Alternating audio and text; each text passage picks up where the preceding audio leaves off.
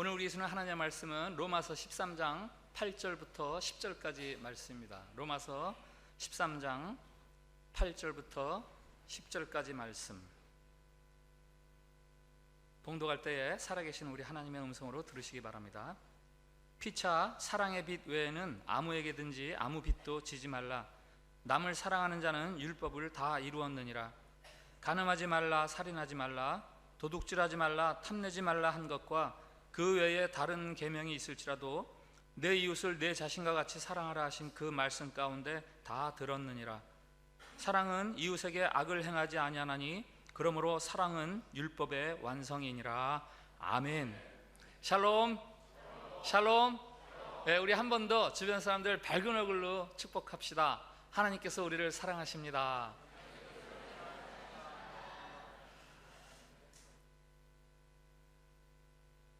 우리가 속한 이 사회를 어떻게 해야 발전시킬 수 있겠습니까? 경제적인 성장이 있고 효과적인 정치 제도나 사회 시스템을 계속해서 바꾸고 만들어내지만 우리가 겪는 문제나 갈등은 조금도 줄어들지 않고 있습니다. 고도의 지식과 정보를 가진 인공지능 AI가 등장하고 우주선을 쏘고 인공위성을 쏘아 올려도 사회 갈등과 문제는 조금도 줄어들지 않고 있습니다. 마이너리티 리포트라는 영화가 있었죠. 2002년 작품이니까 벌써 17년 전 작품입니다. 엄청나게 발전한 미래 사회가 그 배경이죠. 영화에 등장하는 예언자 그룹이 있는데 그것은 일종의 사회 감시망 시스템이에요.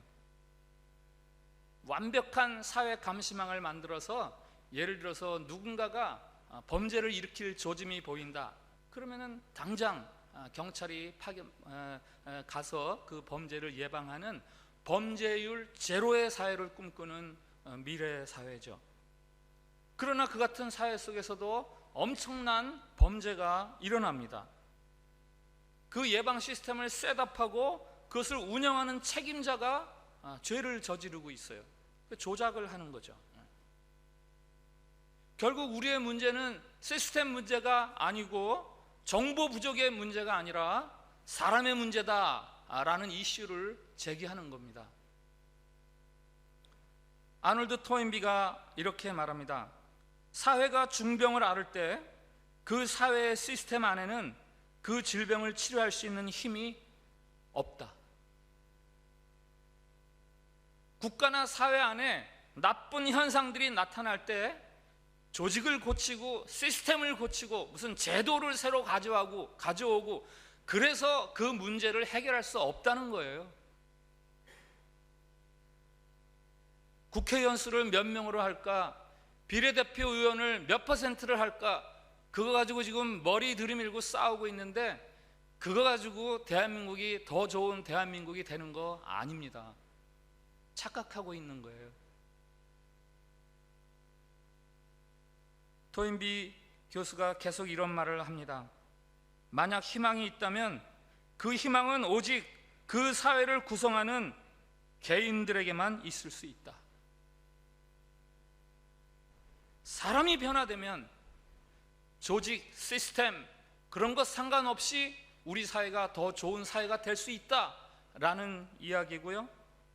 한 사회를 구성하는 개인이 사회에 대해서 분명한 책임감을 가지고 그 책임감을 다해서 좋은 사회를 만들어야 한다라는 이야기죠. 그러면서 그러한 사람들을 일컬어서 창조적인 소수다 이렇게 이야기합니다. 창조적인 소수. 왜 소수라고 그럽니까? 그럴 수 있는 사람이 많지 않기 때문이에요. 하나님은 모든 그리스도인들이 이 시대의 창조적인 소수로 살아가기를 요청하고 계십니다.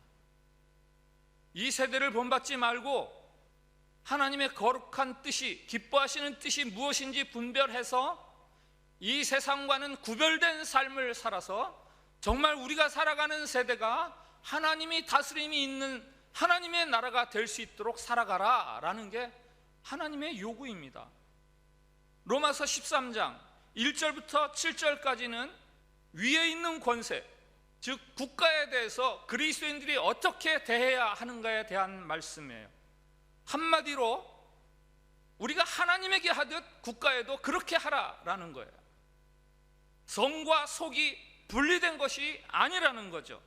신앙생활 열심히 하면서 국가적인 국민으로서의 책임을 소홀히 하지 말아라.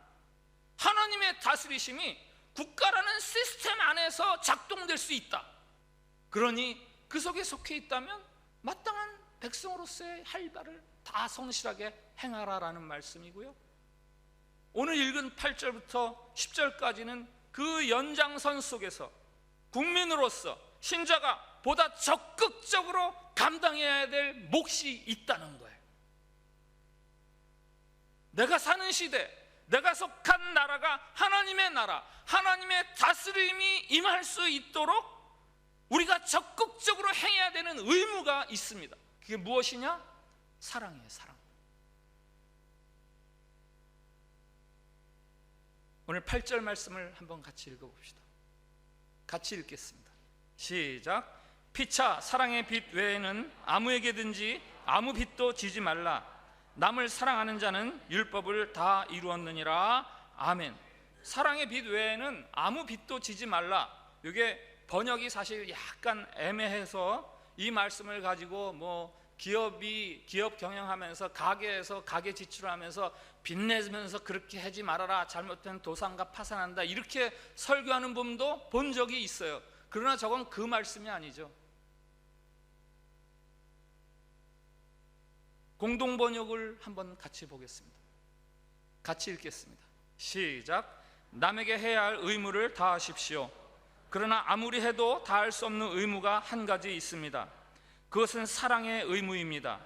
남을 사랑하는 사람은 이미 율법을 완성했습니다. 아멘. 예, 저 구절이 보다 더 명쾌합니다. 빚이라는 단어를 의무라는 단어로 이렇게 좀 달리 번역을 해서 성도는 마치 빚을 진 사람처럼 의무를 다해야 되는데, 어떤 의무? 사랑의 의무를 다해야 된다.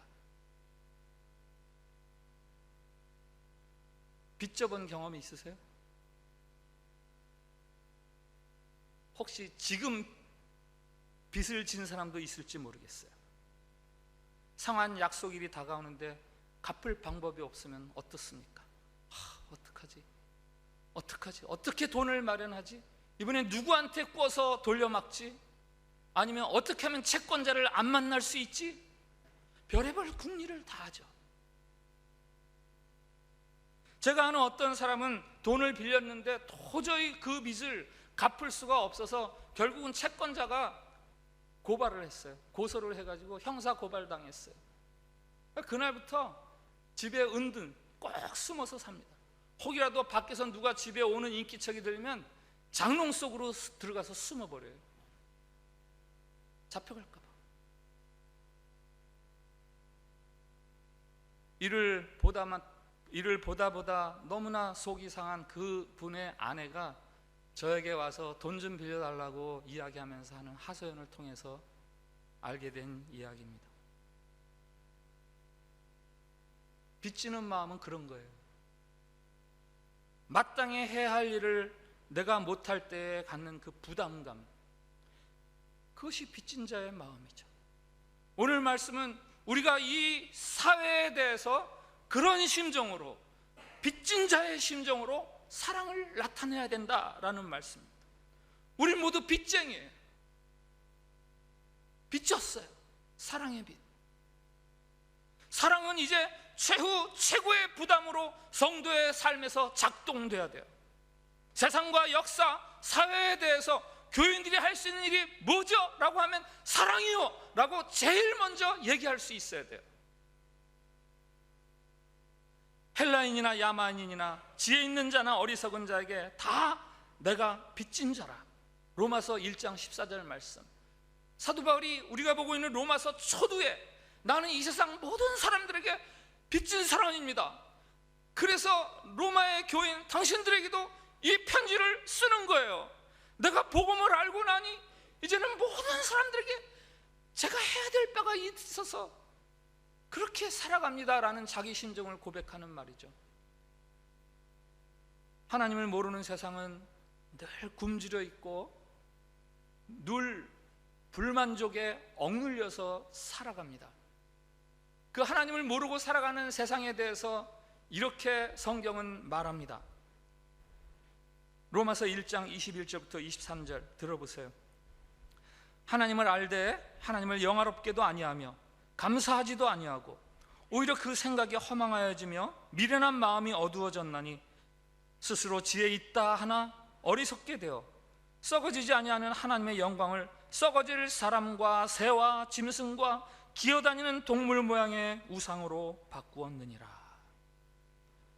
하나님을 모르면요, 그 마음에 감사함도 없고요, 우둔해져서 만족시키지 못할 것을 쫓아다니면서 신처럼 섬기게 되고, 그게 지옥 생활이죠. 지옥 생활.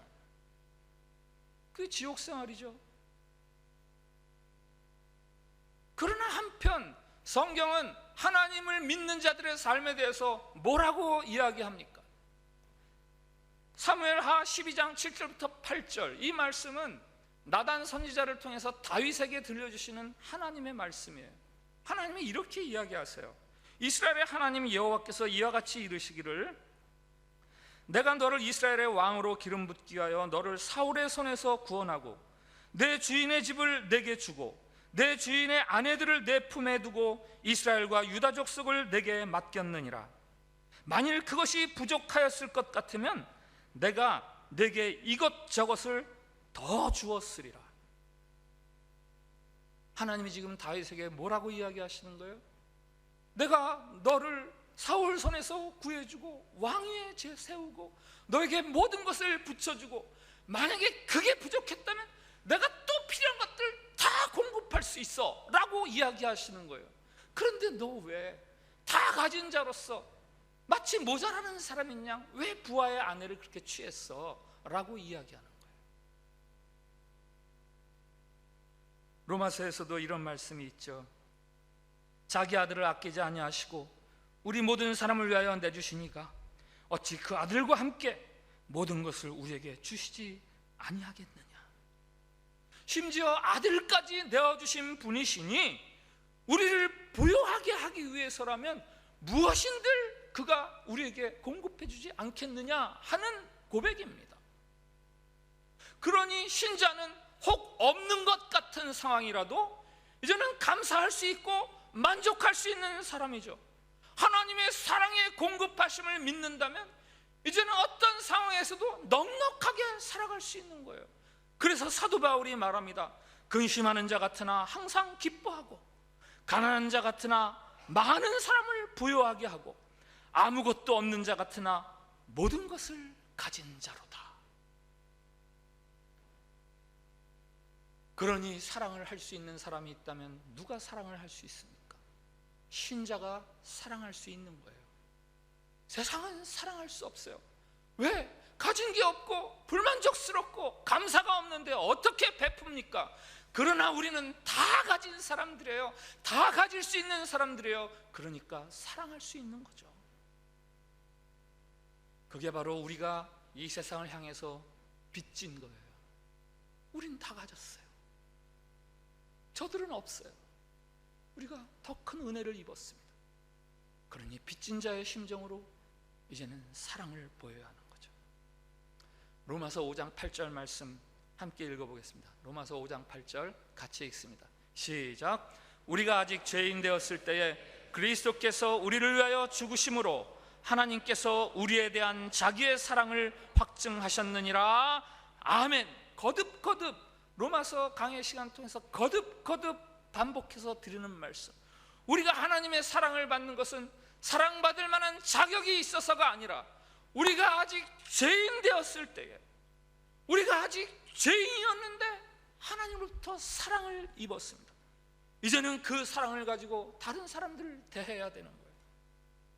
우리도 한때 그 사람들처럼 가련한 사랑의 대상이었기 때문이에요. 한국 교회를 이렇게 진단하죠. 전체적인 분위기, 열심도 있고 능력도 있고 희생과 헌신도 있습니다. 그런데 따뜻함이 없습니다. 하나님을 위해서라면 무엇이든지 할 수 있을 것 같은 사람들이 세상을 위해서는 조금도 하지 않습니다. 오히려 세상에 대해서는 판단하거나 정죄하는 그릇된 우월감을 가지고 살아갑니다. 유튜브에서 어쩌다가 본 짧은 개그 코너가 있어요. 고등학교 동창 셋이서 오랜만에 만났는데 그 중에 하나는 목사님이고 하나는 스님이고 나머지 한 명이 아주 난처합니다. 그래도 옛날 친구들이니까 만나서 반가워하지만 이야기하는 중에 서로 좀 어긋나는 부분들이 생기면 그 목사 친구가 이렇게 이야기해요. 지옥이나 가라. 승려 친구한테 지옥이나 가라. 요 지옥이나 가라 요 말이요, 그 개그 코너를 이끌어가는 핵심 몇 가지 중에서 한 말이에요. 그래서 목사가 지옥이나 가라 그 말 할 때마다 그 관중들이 막 깔깔깔깔 웃어요.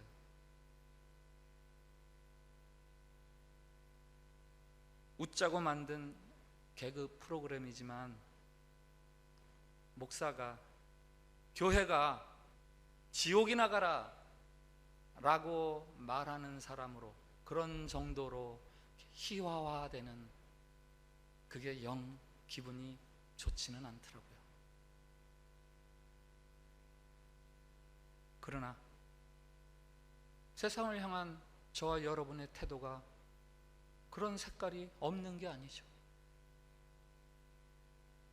교회가 세상으로부터 거절당하고 비웃음 받는 이유는 바로 그 같은 우리의 그릇된 정죄감, 그릇된 우월감 때문이죠. 하나님을 인정하지 않는 버르장머리 없는 세상. 그러나 우리는 하나님을 믿고 섬깁니다. 우리는 영적 비밀을 알고 있는 사람들이에요. 우리와 세상은 알공이와 알곡과 쭉정이처럼 그 운명이 극과 극으로 갈라질 사람들. 그러나 신앙이란 우리를 세상으로부터 그렇게 구별해내는 것으로 완성되는 게 아니에요.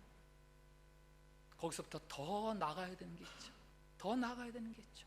우리의 신앙이 더 자라나야 되는 부분이 있습니다. 나는 옳아, 나만 옳으면 돼 라는 식으로 신앙이 끝나는 게 아니라 이제는 그 신앙을 가지고 그들에게로 들어가서 우리가 받은 사랑을 베풀어 줘야 되는, 보여줘야 되는 거죠. 하나님은 결코 누가 옳으냐 누가 그르냐 이것을 구별해내려는 게 하나님의 첫 번째 목표가 아닙니다.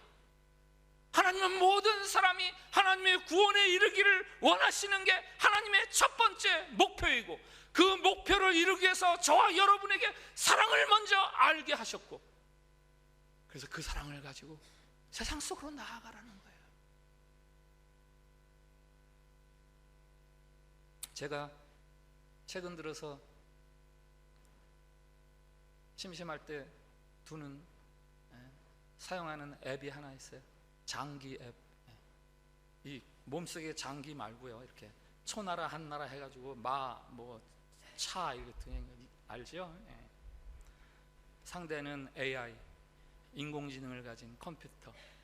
근데 셋업을 하는데 인공지능에도 하급, 중급, 고급이 있더라고요. 그래서 제가 제 수준을 아니까 하급 이렇게 해가지고 하급을 깔았어요. 지금까지 저하고 그 인공지능하고 몇 승 몇 패일까요? 전패. 한 번도 이긴 적이 없어요. 조금만 실수해도 당장 와서 잡아버려요. 정말 처음에 깔아가지고 두는데요, 몇 판 지니까 은근히 약이 오르고 저 자신에 대해서 화가 나고, 그래 이길 때까지 해보자. 못 이겨요. 계속해서 집니다. 좀 이렇게 화가 나가지고 있다가 생각이 났어요. 이놈이 인공지능이 아니라 우리 형이었으면 지금쯤 나한테 몇 판 져줬을 텐데. 동생이 이렇게 화가 나 있으면 제가 형한테서 장기를 배웠거든요. 저 어릴 때 형이 장기 가르쳐주면서 몇 번 져줘요. 예. 어휴 이번엔 네가 이겼다. 동생을 격려해주기 위해서. 인공지능은 그걸 못해요. 자기 실력 발휘하는 게 전부예요. 상대방에 대한 배려가 없어요. 져주는 게 없어요. 여러분, 아들 키우는 분들 아이들하고 팔씨름 몇 번 해보셨죠? 5살짜리하고 아빠하고 팔씨름하면 누가 이겨요? 5살짜리가 이길 때가 있잖아요. 여러분 집에는 없었습니까? 저희 집에는 여러 번 있었어요. 져주는 거죠. 안 져주면 울 것 같거든요. 계속 이기면 하고 울 것 같으니까 적당히 봐서 져주면요, 으악! 아빠도 오 센데 이제 밥 많이 먹었나 봐. 엄마도 옆에서 막 박수 쳐주고 집안 분위기가 훈훈해집니다. 이게 사랑의 힘이에요. 이게 사랑의 능력이에요. 세상을 바꿔가는 사랑의 능력. 지식 가지고 안 돼요. 능력 가지고 안 돼요. 사랑이 빠진 지식, 사랑이 빠진 능력은요, 부패해요. 냄새나요. 세상을 구원할 수 없어요. 세상을 구원할 수 있고 세상을 바꿀 수 있는 것은 오직 사랑뿐입니다. 인류를 구원할 수 있는 길은 사랑뿐이에요. 하나님이 그거 아시잖아요. 인공지능, 최첨단 의료 기술, 혹은 우주과학 기술, 무슨 유전자 공학, 가공할 만한 파괴력을 지닌 핵무기, 그런 거로 인류는 구원받을 수 없습니다. 오직 사랑으로만 구원받을 수 있어요. 오늘 10절에 사랑은 율법의 완성이니라 라고 말씀하세요. 사랑은 율법의 완성이니라. 사랑하는 사람들이 모든 율법을 다 이루는 온전한 세상을 이룬다라는 거예요. 오늘 9절에서 말하죠. 율법이 뭔지. 율법이 뭐예요? 간음하지 말라. 너 간음했잖아. 정죄하라고 주신 겁니까? 아니요. 애굽에서 노예 생활하던 그 이스라엘 백성들이 강제적인 노예법, 노예 규범에 묶여서 억눌려서 살다가 하나님의 은혜로 이제 그 애굽에서 빠져나왔어요. 벗어났어요. 새로운 공동체를 이루었습니다. 이제는 그들이 자유롭게 살아갈 수 있는 새로운 질서, 새로운 규범이 필요했습니다. 그래서 하나님이 그때 주시는 게 십계명, 율법이에요. 십계명의 내용을 아시죠? 1부터 4계명까지는 하나님을 사랑하라라는 거예요. 대하나님, 대신. 5부터 10계명까지는 사람을 사랑하라, 대인. 하나님 앞에서 잘 살아감을 요구하죠. 왜? 나는 너를 애굽 땅에서 종되었던 너희를 구원해내는 여호와 하나님이다. 그러니 나를 사랑하면서 살아라라는 거죠. 그런데 하나님 보이지가 않아요. 그러니 나를 사랑하는 그 마음으로 너희들의 눈에 보이는 형제들을 사랑해라. 그러면 너희들이 새로운 생명을 마음껏 누릴 수 있는 그 새 생명의 세계를 누릴 수 있다라는 것이 십계명이에요. 나는 너희를 종되었던 애굽에서 구원한 하나님이다. 내가 하나님이 고맙고 감사하냐? 그렇다면 그 고맙고 감사한 마음으로 너의 이웃을 사랑해라. 너의 이웃을 섬겨라. 너희가 종이 아니라 자유인으로 살아갈 수 있는 유일한 길이다. 오늘 로마서 13장 10절 사랑이 율법을 완성한다는 말씀은 그래서 9절 이하에 부연 설명 나오는 거예요. 사랑이 우리를 구원합니다.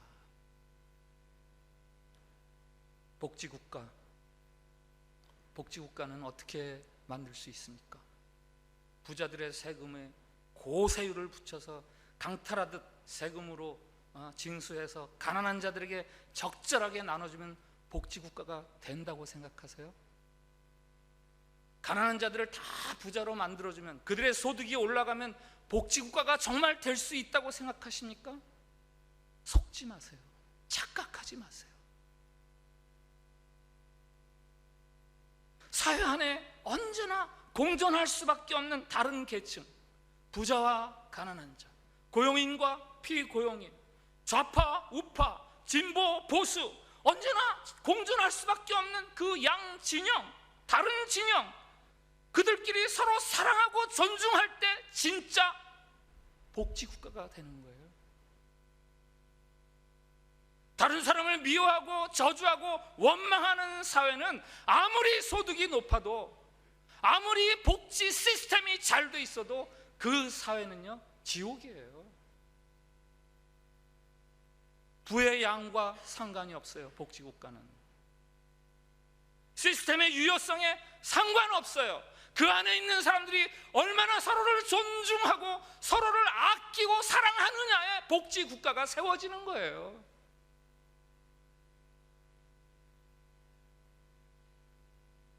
이곳에서 생활하는 한국인의 일그러진 모습 하나 소개할게요. 초등학생 아들이 아파서 병원에 데리고 온 한국인 부인의 이야기입니다. 대기실에서 대기하는 중에 이 아이가 속이 안 좋으니까 토했어요. 대기실 의자 앞에 토사물이 쏟아졌죠. 병원에서 일하는 스태프들, 인도네시아 사람들이죠. 막 분주를 떱니다. 그 엄마는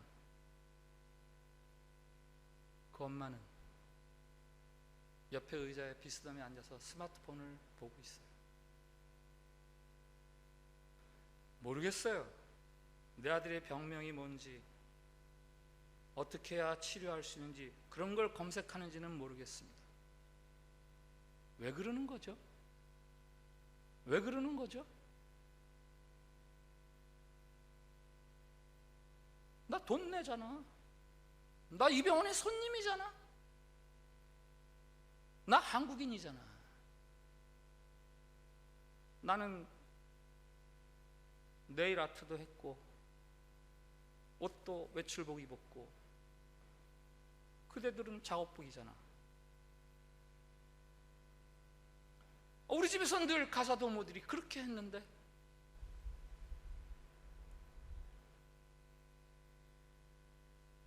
이 말을 전해 들으며 참으로 두려운 상상을 했습니다. 그럴 리는 없겠지만, 정말 그럴 리는 없겠지만, 그 엄마가 신학 박사 소지자라면 얼마나 아찔한 일입니까? 그 엄마가 여전대의 임원이고 교회 집사고, 아니 교회 권사고, 방언을 하고 예언을 하고 기도해서 병을 고치고 하루에 1시간, 2시간씩 기도하는 열렬 신자라면 얼마나 머리띵한 일입니까?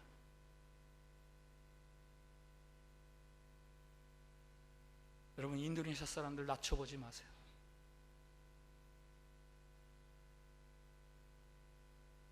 가난하다고, 나보다 소득이 낮다고, 너 1년 벌어야 내 한 달 월급 된다, 게으르다고, 굼뜨다고, 왜 이렇게 오래 걸려?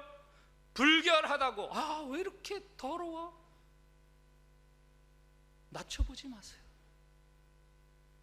좀 잘 산다고, 좀 많이 안다고 오만 떨지 마세요. 그 상황에서 자라나면요, 누구라도 그런 거예요. 그런 면에서 우리는 빚을 진 사람들이에요. 그런 면에서 저와 여러분은 인도네시아 사람들 앞에서 빚진 자의 심정으로 살아야 된다고요. 우리가 뭐가 다릅니까? 더 큰 사랑을 입은 것밖에 없어요. 섬겨야죠.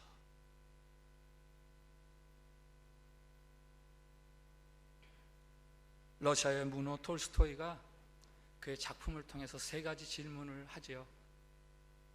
사람의 마음속에는 뭐가 있습니까? 사람의 마음속에는 뭐가 없습니까? 사람은 무엇으로 삽니까? 네, 사람은 무엇으로 사는가라는 작품을 통해서 톨스토이가 독자들에게 이야기하는 질문, 아니 사실은 대답이죠. 사람의 마음속에는 무엇이 있습니까? 사람의 마음속에는 사랑이 있습니다. 사람의 마음속에는 뭐가 없습니까? 사람은 자기가 언제 죽을지 아는 지혜가 없습니다. 사람은 무엇으로 삽니까? 사람은 사랑으로 삽니다. 아이 키우는 사람들, 아이들에게 이 책 한 권 정도는 소개했을 거예요. 사람은 무엇으로 사는가. 이게 아주 짤막한 동화 같은 그런 이야기죠. 근데 이게요, 자료를 보니까 1885년 발표작이에요. 톨스토이가 1828년생이니까 그가 나이 57세, 우리나라 나이로 58세, 환갑 가까운 나이에 이런 짧은 동화 같은 이야기를 썼어요. 왜 그랬을까요? 어린아이들이나 읽을 것 같은 이런 이야기를 왜 그가 그 무르익은 인생 절정의 때에 왜 이걸 썼을까요? 그 인생에 대해서 고민하는 거 아닙니까? 그리고 자기가 속한 이 사회가 어떻게 해야 더 좋은 사회가 될까를 고뇌하면서 이런 세상이 돼야 된다 해서 쓴 거 아니에요? 톨스토이가 그 소설의 주인공의 입을 빌려서 결론처럼 이렇게 마지막에 이야기합니다. 이제야말로 나는 깨달았다. 각자 자신을 걱정함으로써 살아갈 수 있다고 생각하는 것은 인간들의 착각일 뿐, 진실로 인간은 오직 사랑에 의해 살아간다. 나 어떻게 살아야 되지? 이렇게 하면 될까? 이렇게 하면 될까? 그렇게 해서 살아갈 수 있는 세상이 아니라는 거예요. 서로 사랑하면서 살아갈 수 있는 세상이라는 거죠. 예수님의 태어나심을 묵상하는 대강절 기간 둘째 주, 여기 대강절 색깔은 보라색이거든요. 초 2개가 있죠. 너무나 아름답게 참 장식해 주신 분 정말 감사합니다. 다음 주에는 3개, 그 다음 주에는 4개가 되겠죠. 기대합니다. 트리도 너무 아름답습니다. 대강절에 이렇게 장식합니다. 무엇으로 정말 우리가 대강절을 준비해야 될까요? 무엇으로 정말 우리가 대강절을 준비해야 될까요? 트리로? 초 4개로? 요한복음 3장 16절 말씀, 다 아시는 말씀 같이 읽어봅시다. 시작. 하나님이 세상을 이처럼 사랑하사 독생자를 주셨으니 이는 그를 믿는 자마다 멸망하지 않고 영생을 얻게 하려 하심이라. 아멘. 네. 그래서 우리가 대강절, 하나님이 우리에게 아들을 주신 그 일들을 묵상하는 거 아닙니까? 너무너무나 좋아하고, 성경에서 가장 중요한 구절이라고 이야기합니다만은 틀렸어요. 가장 중요한 전부가 아니에요. 가장 중요하긴 한데 가장 중요한 것의 전부가 아니에요. 혹시 요한 1서 3장 16절을 알고 계십니까? 그것은 또 다른 중요한 반쪽이에요. 같이 읽어봅시다. 시작. 그가 우리를 위하여 목숨을 버리셨으니 우리가 이로써 사랑을 알고 우리도 형제들을 위하여 목숨을 버리는 것이 마땅하니라. 아멘. 또 다른 반쪽 이야기를 우리의 삶으로 가져와야 돼요. 우리가 사랑을 받았으니 이제는 우리도 사랑해야 되는구나. 만일 지식이 세상을 구원할 수 있었다면 2000년 전 베들레헴 그 마국간에 하나님이 무슨 백과사전이나 아니면 학자를 태어나게 하셨겠죠. 우리의 능력이나 우리의 힘이 우리를 구원할 수 있다면 그 마국간에 하나님의 헤라클레스나 무슨 초고속 지폐 제조기를 거기다 두셨겠죠. 하나님이 이 세상을 구원하시기 위해서 보내신 것은 그의 아들 예수 그리스도였어요. 왜? 이 세상은 오직 사랑으로만 구원받을 수 있기 때문에, 이 세상은 오직 사랑으로만 구원받을 수 있음을 하나님이 아시기 때문에 그 어떤 것이 아니라 자신의 아들을 보내시는 거예요. 지식이 넘치고 재화가 늘어나고 기술이 세련되고 못할 것이 없는 세상이지만 이 세상이 필요로 하는 것은 사랑이에요. 마틴 루터 킹 주니어가 아버지 대신 노벨상을 받는 자리에서 기자들 앞에서 말합니다. 이렇게 말합니다. 아직도 세계를 움직이는 힘은 사랑입니다. 아직도 세상을 움직이는 힘은 사랑입니다. 네, 공동 기도문이 있습니다.